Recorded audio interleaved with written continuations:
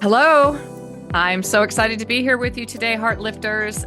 You might get hungry when you are listening to this beautiful episode that I'm bringing to you with Kendall Vanderslice.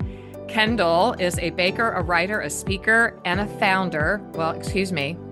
Kendall is a baker, writer, speaker, and the founder of the Edible Theology Project, a ministry that connects the communion table to the kitchen table. Welcome, Kendall. Tell us all about this. This is so fun.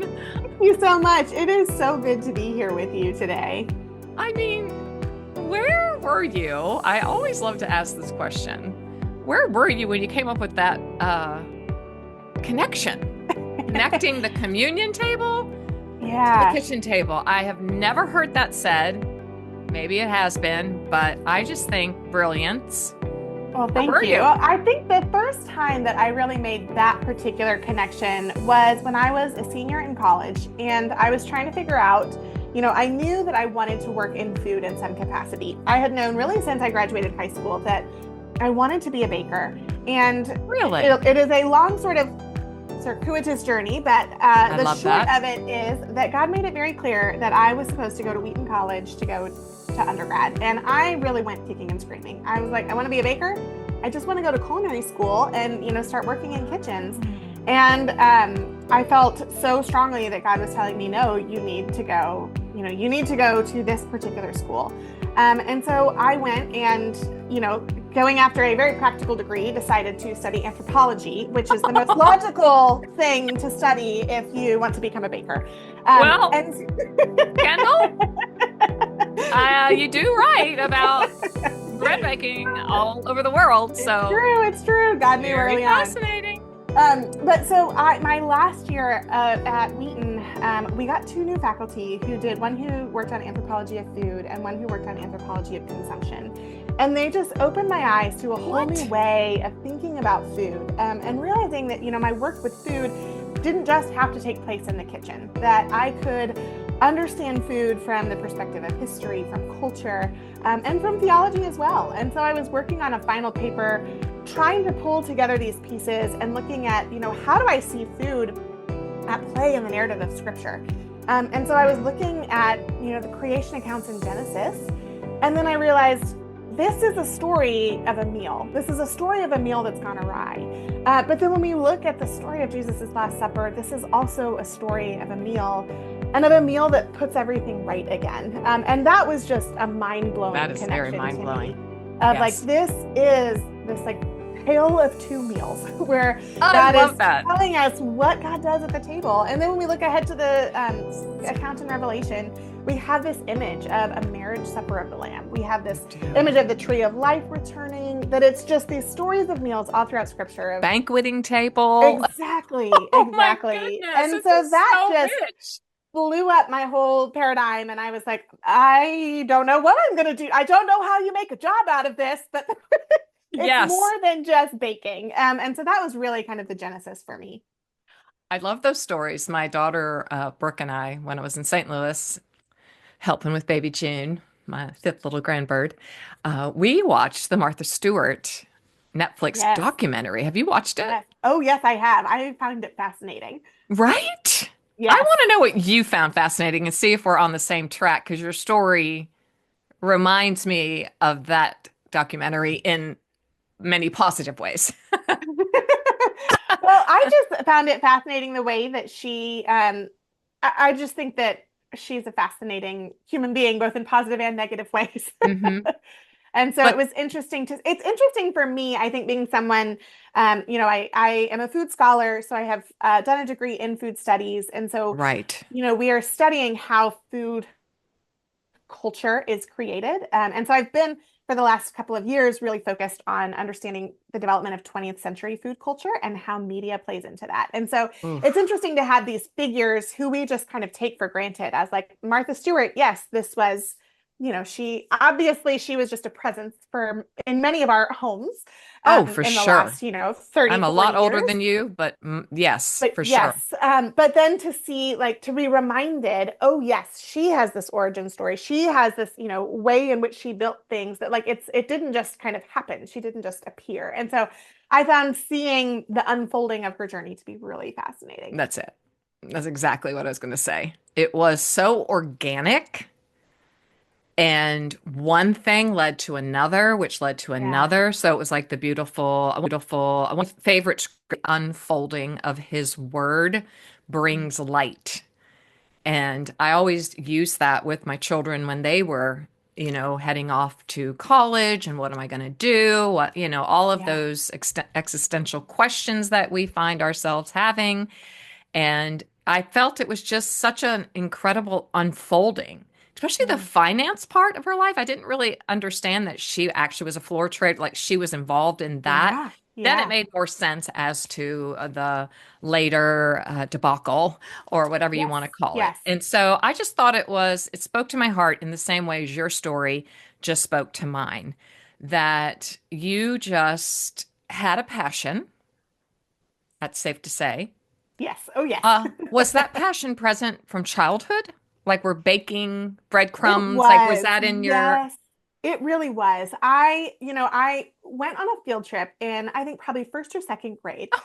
Went on a field trip to a Great Harvest Bread Company, and I remember it so vividly, being in, with my whole gaggle of classmates, all in our uniforms, and I just remember being enamored by I the love it. process. These like massive bags of flour and these massive Yes. mixers, and sort of the dance of shaping dough. And so I think I was mesmerized by it from a young age, but I didn't really realize, that was what I was constantly being pulled towards. But in high school, the kitchen was kind of my place of solace. That I Mm. was a very anxious Mm. teenager, and so it was Wow. where I went to process kind of thoughts and emotions. And I was one of five children, so our house was never quiet. No, So no. Where after is your everyone had placement? gone, Where are I'm you? number I'm number two. Okay. And we have a 16-year age span from oldest to youngest. So there Whew. were, toddlers going crazy in the house while I was, studying for final exams in high school. And so Mm. um, Wow. after everyone went to bed, it was like the kitchen, the silence of the kitchen. That was the only time to really get quiet in the house. And so Mm. I did a lot of late night baking and praying and processing, I of what am I love doing with my that. life? Oh gosh, Kendall, you just said something that blew my mind. And Heartlift, did you know how excited I get? And I'm really trying to harness that energy so I don't blast your ears. But when you talked about the dance of Yeah, making dough, yeah, yeah. Kendall, I have been a dancer since day one. So my passion, Yeah. my quiet place, my Yes. solace was on a stage, believe it or not, or Yeah. in a dance studio from, gosh, age 4. And so I love that you just combined our passions, not even knowing you were doing that. But what does that mean? What Well, I the dance of so making I dough? I am a dancer as well, and that Kendall. plays significantly into my own story. And Okay. so I Hmm. was a dancer, and all through this time in high school, had a very fraught relationship to my body because of it. I am not built like a Yes. ballerina, but I was trained in classical ballet, and so Oh so dear. much of my processing in these years was, I have spent all of my life up till this point training for a professional classical ballet career, and I am now being told like there's no way your body will be capable of doing that. And I'm so so sorry. that was such a part of my processing. But then when I went to Mm. Wheaton, they were when I my first year there was a year that they were attempting to rebuild this dance company on campus that was Fantastic. specifically focused on helping women who had grown up in the dance world in a really painful way to heal their relationship to their bodies and I heal their love relationship this. to dancing. I love it And so that's where much. I was introduced to the concept of embodied prayer, this idea that we can pray with our Yes. entire bodies. And so um, that for me was a just incredibly healing Mm. thing, So glad. but also opened my eyes to this whole new way of thinking about my body and how I connect with God. And so it really was that dance that then helped me see how baking itself baking too can be a form of embodied prayer. And so for me, that Ugh, dance and that baking are always so deeply intertwined. it's just so beautiful. And it flowed out of you exactly like a beautiful choreography would. So it was Oh, just like, thank the you. dance of the dough. I can just see Yes, it in my yes. brain. I just love this so much. So when then you take us from, I love your story so, so much because of its organic, beautiful unfolding. And I think that will speak to so many of us here in the first of the year, a brand new year, and how I am so committed right now in my own life to once again in this s- final act, third act of my life, to have that organic unfolding again. Does that make Yeah, sense? Not yeah, something I'm pushing or I'm yeah, striving, or it just opens. yeah, And so I wonder after college, then we all know that you went to Boston University for your MLA in gastronomy. How many was that, immediate or was that? yeah. I had 1 year off before I started the food studies program. But both throughout in my that sort of gap year before and then throughout the program, I was working in the restaurant industry during that time as well. Oh, beautiful. So I'm Yeah. sure you had many, many revelations. Do you write about that in the book just to let our heart I lifters do. I know? write about it a Okay. little bit in Bake and Okay. Pray, but a lot of this story is actually in my book by Bread Alone. So if you really want to dig into Perfect. the dance piece and more of Hmm. my personal background, that is the two go beautifully together. Both, I mean Okay. that design wise, we designed them to look beautiful together. And they do. But the And they do stories flow. intertwine as well. They Yeah. very much do. So I want to focus today so much on your direction then after your Boston University Yeah, experience. And then you went to Duke Divinity School. Okay, I so did. Yes. we see these three beautiful flowing brooks into this river, right? And Yeah. then into this ocean of the ministry that you now have today. But what led you to Duke? Yeah. So I had been um curious about sort of the theological piece of what I was doing, really from the time that I was at Wheaton. I think the way that education is approached there is thinking about how our faith is informed by our academic work. And so I Yeah. brought that into my work at Boston University, where I knew I was Mm. interested in the faith angle in some capacity, but I didn't really know how to get in. I was not trained in theology, and Hmm. so I wrote my thesis studying a church in the suburbs of Boston. And so that Oh, was what I focused on research wise while at Boston University. And I worked with faculty at the School of Theology there to help sort of design that project. wow. And so from there, I ended up kind of expanding my research, studying a handful of other churches. And as I was working with pastors from a wide range of theological backgrounds, Hmm. I realized, I don't know how to even process the range of beliefs and the range of experiences that I'm encountering. And so Yeah. I went to do kind of half with personal theological questions. I just wanted to help understand, like, why am I convicted in the ways that I personally am convicted? And also, what is the Yeah. history of the tradition I grew up in, the tradition of Mhm. these other pastors that I have worked with? So part of it was just that personal theological wrestling. And then part of it was really wanting to dig deeper into this theology of food. Hmm. Um, because I felt like, there is not that much written on it, but it is Mm-mm. No. so rich. There is so much there. And so it was kind of that dual, both academic and also personal desire. I mean, until I met you through this book and through Tyndall Momentum, thank you.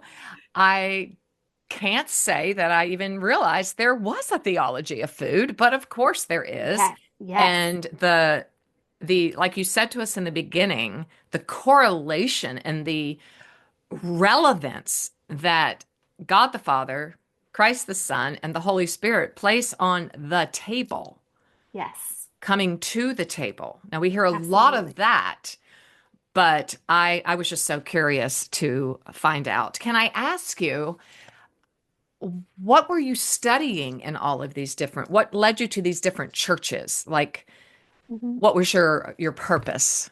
Yeah, so I wrote my thesis while I was at Boston University on a church that called itself a dinner church. So they held their service around the table. So my interest at that point was on what happens when we eat together that changes the way we interact with one another. Why is the table a place where community is built? And then I was wondering, what does that have to do with communion? What is that? How does that shape our understanding of why Christ would give us a table at the center of Christian worship? Brilliant. And so I studied that one church and then started learning about several others that were worshiping in a similar way. And so Okay. went and studied all of those churches as well. And really, part of it was that I just couldn't even pinpoint my theological questions at that time. And my background was in anthropology. The sort of research methods I was trained in was ethnography. And so this was kind of the way that I Wow. could start thinking about these questions I had about the connection between the communion table and food in general. I am just speechless. Like, there's so many questions that I have. I'm so curious. It's so cool and just so very powerful. So then, okay, how then did the Edible Project come into being? So this is a very So short synopsis. This is not a Netflix documentary yet of how God has unfolded his purpose in your life, but I find it fascinating. So where did the Edible sure. Project come from? So the name edible theology started right before I went to Duke. I was trying to figure out how to encapsulate what it was that I was doing because I didn't just want to study kind of a theology of food. I was interested in how food culture and theology were intertwined. And so there Yes. had been some books written on food and faith or on a theology of food, and they tended to be from sort of an agrarian perspective, really digging into the Genesis account, this question of how should we grow food today. And Right. that was just not quite what I was curious about. And so I wanted a way to sort of encapsulate what I was doing. And a lot of my food studies colleagues were using edible kind of something as a way of encapsulating what they were doing in food studies.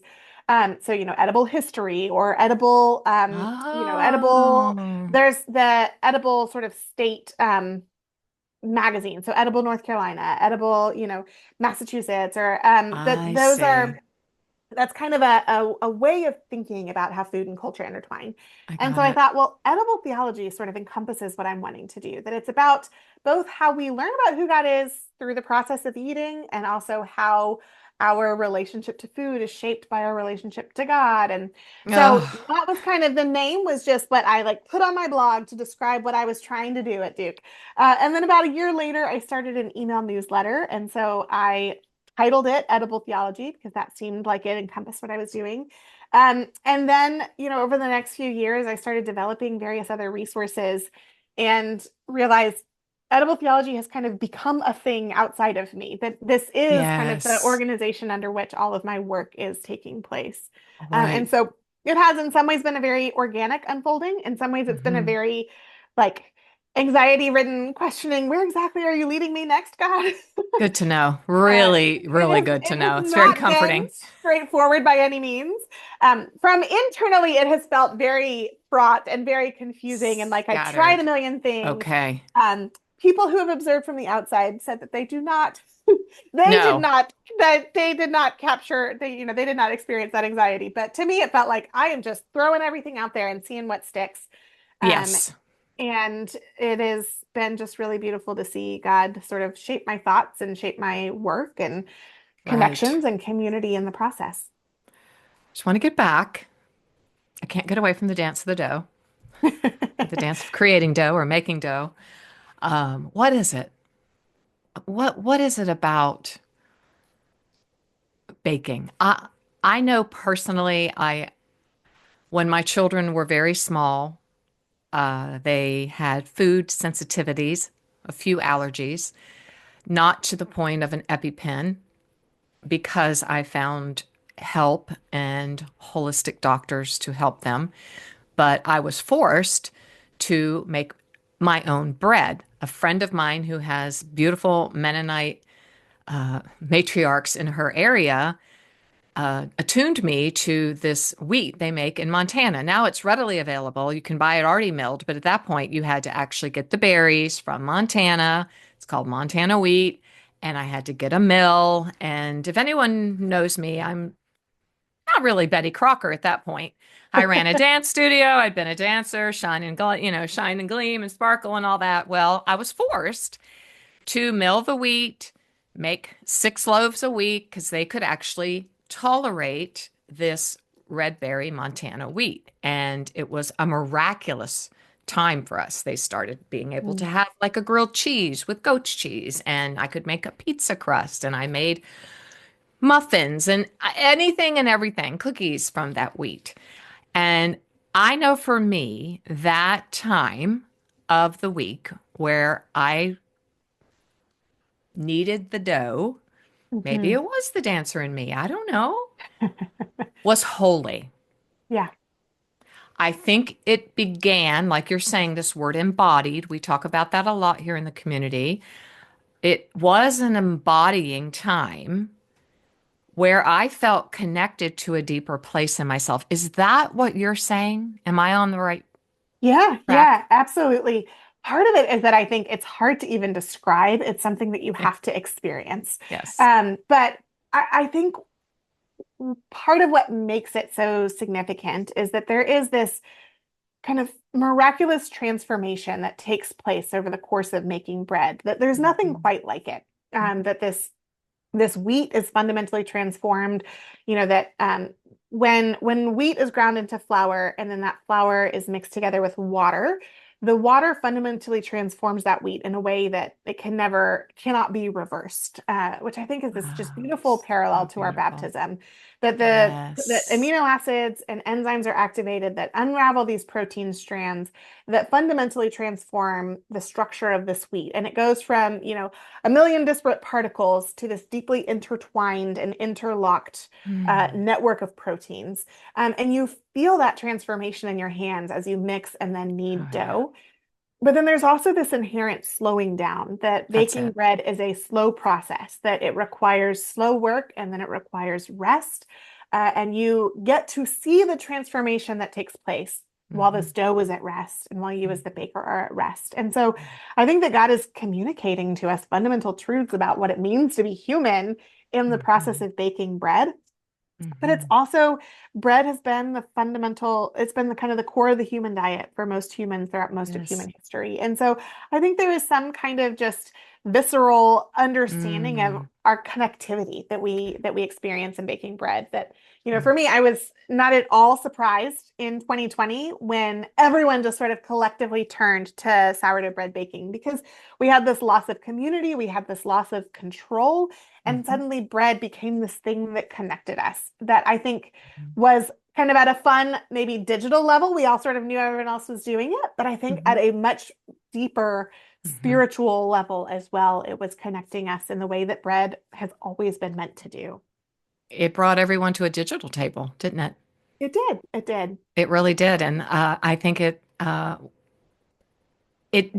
your analogy or your visual of water being poured on the flour and that miracle Yeah. when all of the things, and you know the gastronomy behind that, you said that so beautifully. I didn't know that.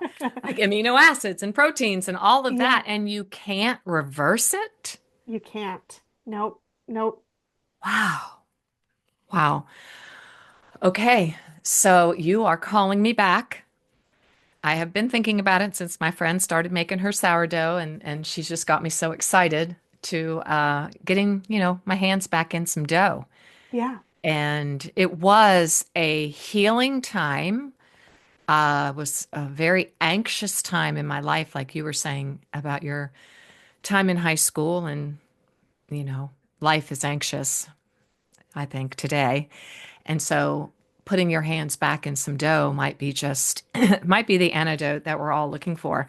I'm I so think so. curious for you to tell my heart lifters, excuse me, my heart lifters, and I'm going to not say this right, but part one is mise en place, M-I-S-E? Mise en place. Mise en place. Mise en Yes. place. Okay. Yes. I only know what it is from reading your work, but I know maybe some of my heart lifters know, but I would love you to tell us what that is and why you put that first. Yeah, so mise en place is the process of preparing for the dish that you're about to make. So in the professional kitchen, it means weighing out your ingredients, reading your recipe all the way through from beginning to end, so that you know where you're going to end up before you begin. And so, oftentimes we think of the beginning of baking being the actual mixing of ingredients, but in a professional Mm. kitchen, you can't afford to make a mistake. You can't afford to start baking and then realize that you're missing an ingredient, or start baking and then realize that your, timing isn't right. And so this mise en place is this time of preparation. And Mm. that time of preparation is what makes it possible to go into the rest of your day, Mm. knowing that you're going to be successful. And so Yeah. I like to think of it as a spiritual practice as well, our spiritual mise en place, this time of preparing our own Mm. hearts and minds for the ways that God might meet us in the kitchen and the process Mm. of preparing our food. Mm. What might that look like? Like you're Yes. really calling me, you're calling me home. Mm. I just got a brand new kitchen.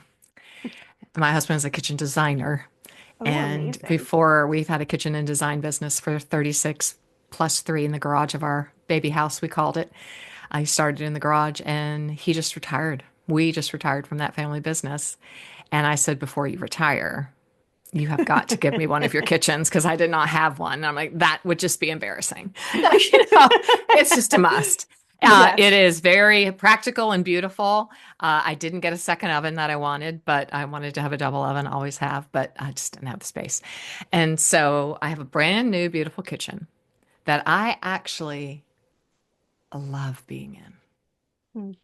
And I think you're just calling me back. And I think that you are calling back to many of us to a Yeah. simpler way of life. Is that part Yeah. of your edible theology? Absolutely. Absolutely. I think so often our relationship to work, our relationship to Mm-hmm. food, our relationship to the kitchen can be very fraught and very anxiety ridden, that Mm-hmm.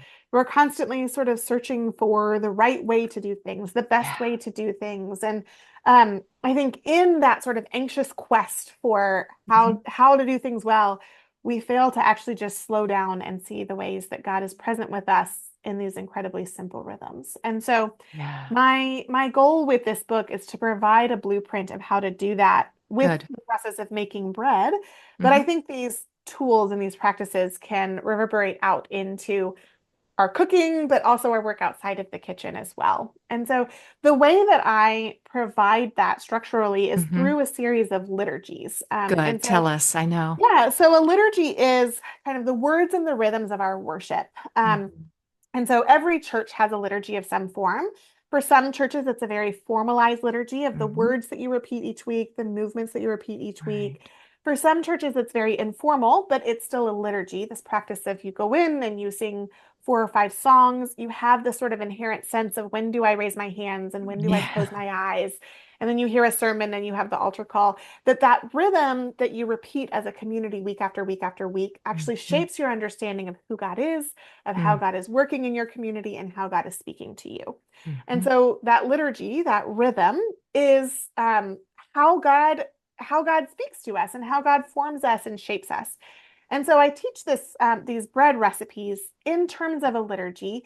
And so these prayers and these rhythms to repeat every single time Mhm. that you bake, because I don't think that I can fully help you understand just in your brain how this works. Instead, you have to practice it.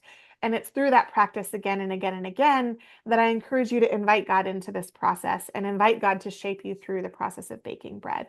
And so the first half of the book is these 6 different lessons and Yes. six Walk us different through it. Just give liturgies. us that. Yeah. I have them right Yeah. here. Oh, perfect. So those first 6 lessons are all a way to teach you just the very basics of bread. It is the same recipe again and again and again and again, and encouraging you to pay attention to just a slightly different aspect of the bread each time. And so through this repetition of baking again and again and again, and of following these liturgies that are very similar but slightly different, they encourage you to see different things in the bread and see different ways that God is teaching you through bread, all while you yourself are learning to become comfortable with this particular bread baking recipe. And so then from there, once you have become comfortable with this basic bread recipe, I provide recipes for breads from Christian traditions all around the world throughout I history. carry See, you there through the you whole are, you liturgical year. anthropologist, you. Yes, yes, I yes, yes. love So it. I've got recipes for Advent, recipes for Oh, Christmas, recipes for Epiphany, for Lent, for Easter, and for All Saints. And so it is a really fun food history and anthropology, but also church history, a way of learning kind of yes. how the church has known God through bread for generations and Yes. generations. And the illustrations are just so beautiful and simple and inviting. I mean, the whole book it's just a breath. It's a breath prayer. That's what the book is. Yeah, Do that's the you? goal. That's Well, definitely the you goal. nailed it. You Oh, did. thank It's you. just simply Tyndall nailed it. I love Tyndall Momentum anyway. Their books are incredible. And do you have a liturgy you could share with us right now that you could Um, pull up or yes, sure. take So your time? one of my favorite prayers. So the liturgies, it walks you through all of the different steps of the bread baking process. And there are different prayers for different parts of the process. Hmm. But the my favorite prayer, let's see if I can find it. Here it is. It is from the liturgy for bread baking with attention to transformation. Ugh. And so this prayer is to be repeated while you are shaping the dough. But it says, God of transformation, I want to put my trust in you. I want to rest and believe that you are at work along the way. Let this bread in my hands serve as a constant reminder that you renew me day by day. Though doubts may come and hopes may crumble, your faithfulness remains the same. Amen. Oh man. Look, Kendall. Oh, I love it. I have it pulled up here. Oh, perfect, perfect, It's page perfect. 44 and 45. So I just love it so much. Why do you think, or do you have a theological say in why Jesus said, I'm the bread of life? Yeah, I mean, I think that I have been trying to probe that statement for Mm-hmm. years now, and I feel like I'm excuse me. I've been trying to probe that statement for years, and I'm constantly seeing more and new ways that God reveals God's self to us through bread itself. And so Hmm. I think in part it is this very basic statement of those who heard Jesus say that knew that bread was fundamental to life, that it was most of what they ate.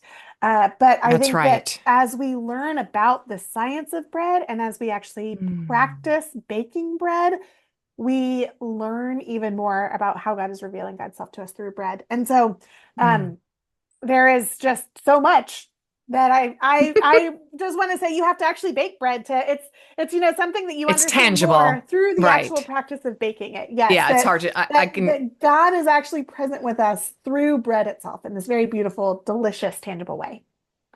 I think that it must have been very, very difficult to put this into words because it is an intangible, and then you're trying to make it tangible, how God reveals himself through a practice that involves our hands and our being. And I just think, Excuse me, sorry. no, I think the idea of a dinner church is radically amazing. Yeah. I'm taking that away with me today. Did you write about that in your first book or? So my first book is called We Will Feast, Rethinking Yes. Dinner, Worship, and Okay. the Community of God. And that book is Okay. a study of dinner churches. Okay. Perfect. Yeah, I yeah, don't think I knew that. Didn't do my homework on yes. that one. So That's I okay. will definitely find that. When you talk about the science of baking, I am just really curious outside of the flour and the water meeting, what would be the next step in the science of bread making? I am so curious. Yeah, so once the water starts to unravel the proteins in the dough, it unlocks the starches in the dough as well. And so the yeast begins to eat the starches that are present in the dough. And as the yeast eats the starches, it releases carbon dioxide. that gets trapped in this protein network. And so that Hmm. protein network called gluten is what is able to hold on to this carbon dioxide, and that's what allows our dough to grow while also holding its structure and its shape. Hmm. And so this process of baking bread is about building tension between these protein strands and their opposing qualities and their opposing needs, and building strength and building structure and building shape and flavor in our dough as the yeast works its way through. So the yeast has to work its way through. It does. Yep. That's that beautiful story in the scripture. Yes, yes, yes, yes. There's just so many stories about bread and yeast and all of these things. Kendall, I honestly would like you to just do a whole lecture series on this because it's moving, it's calling, it's I had a reflection and I wanted to see if I'm way off base because sometimes I can just get a little cray cray woo woo. But I know my own journey with my children's gluten intolerance and food sensitivities, and then finding that wheat that actually someone with celiac could eat, that Montana wheat. I remember the first time I made the bread, it only had 6 ingredients, and I gave it to my children, and I was so nervous because I thought they're all going to just break out in hives. I'm going to have to call, Yeah. you know, the ambulance, but they tolerated it so well. And I Wow. actually believe in my heart of hearts. I mean, the twins are now 34 and my oldest is 38, and they can eat anything. Like Mm, I believe it was a part of healing their DNA, their structure, mhm, their, all the amino acids, all those things that they were deficient in. mhm, Perhaps maybe because I had been anorexic. I don't know. And my mhm. being was not as healthy because, bread's a taboo when you're a dancer. You don't eat bread. Absolutely. Yeah. You don't Yeah. eat carbs, even Yeah. today, God Yeah. forbid. But I feel very strongly that it has everything to do with slowing down. Mhm. And when we have a healthy sense of self, like I say here, and healthy behaviors and healthy communication, when we're healthy inside, I think it increases our tolerance and increases our capacity to be able to eat like God designed for us to eat. Am I off track? No, I don't think you are at all. I think, you know, the history of bread in the United States over the last century is a really fascinating one. Talk to That us. I this love this this. turn to industrialized bread was a very sort of distinct turn that happened just over a century ago. um, Wow. with the advent of commercial yeast, and just post Louis Pasteur, this understanding of bacteria and yeast. Prior to this time, we didn't know what bacteria were. We didn't know exactly what yeast were. Right. We could Exactly. witness the repercussions of them, but we couldn't Right. isolate that it was these microbes who were making this transformation. And Hmm. so, late 19th, early 20th century, scientists are able to identify that it is this yeast and bacteria. And so that sparks this movement called the sanitation movement. And there was this great anxiety around bacteria and yeast because Hmm. we knew that it could cause disease. And Sure. so there was this hyper focus on sanitation and control and eliminating bacteria and yeast. And Yeah. bread was seen as a very dangerous kind of thing because bread was it involved this very physical process. Your hands had to get in the dough. Yes. It was Right. reliant on this like long transformation of bacteria and yeast. But there were also, fears of social change that were mapped onto that. It was largely immigrants who were the professional Mm. bakers. And there were these sort of fears of immigrants that Mhm. these fears of sort of bacteria and yeast were mapped onto these fears of these immigrant communities. And Wow. so bread was seen as dangerous and as something harmful to our bodies. Wow. And so this new method of making bread was developed, this industrialized method, that, these machines that can make bread from start to finish in a really short amount of time. And the Mm. marketing sort of ploy behind it was that these are loaves of bread that were made that were never touched by a pair of human Never hands. touched. That from beginning to end, the human body didn't have to be involved in the process. We could eliminate the sort of fear of bacteria and yeast. That these loaves Wow. were replicable. Every single loaf looked the same. It was soft, it was white, it was fluffy, and it was sliced. And so this was seen as like the safest, purest kind of bread. And what we've Mm. learned over the last 100 years is that that kind of bread is completely devoid of nutrition. Yes. Our bodies are not able to digest it. It's devoid of flavor, of texture. That this bread is actually destroying us. that Oh, yeast and that bacteria, that long, slow transformation is right. necessary for this grain to become something that for this grain to become something that not only are we able to digest, but actually that has the nutrients that we need to survive. Yeah. And so, in this attempt to both control and also speed up the process of bread baking, from the growing of the wheat, trying to speed up the growing and harvesting process Right. to the actual making of bread, Mhm. we have turned bread into something that our bodies cannot handle. So what we're Yes. finding is that if you just slow down at one phase of that Yeah. process, Look at my it makes shoulders just a went to. massive yes. If you slow down either the way that that grain is grown and you have a higher quality, slower grown grain, Mhm. that makes bread that is completely different, as you witness with your children. I did with that Even if you Montana wheat, can't, man. even if you can't afford the nice flour, if you Yeah. slow down the bread baking and you give it this really Mhm. long fermentation, for most Mhm. people that transforms it enough into a way that they can eat. Mhm. And there is research on the slowness of our actual eating, that when we slow down and eat in community, it impacts our ability to digest. And so, God get both invites us and also commands us to rest. That God rested on the seventh day of Mm. creation, and both invites and commands us to do the same. And so often I think it's easy for us to really have in mind, like, what does not get done when I take the time to Mhm. rest. If I slow down, if I take a break, what is not happening in this time? Mhm. And I think we need to flip that paradigm and Mhm. and let the bread teach us to ask instead, what does not get done if I don't take the time to rest? If I don't slow down, what is failing to happen in me, in the world around me? And Mhm. so there is so much that I think we have just misunderstood about Oh both yeah. the beauty and the freedom that God offers us in bread. I am at the front of the line. Front of the line of having to learn that again. Why that lesson just continues.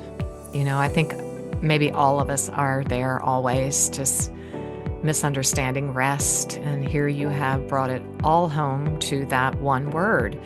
And when our bodies and our hearts are at rest, we are at our best.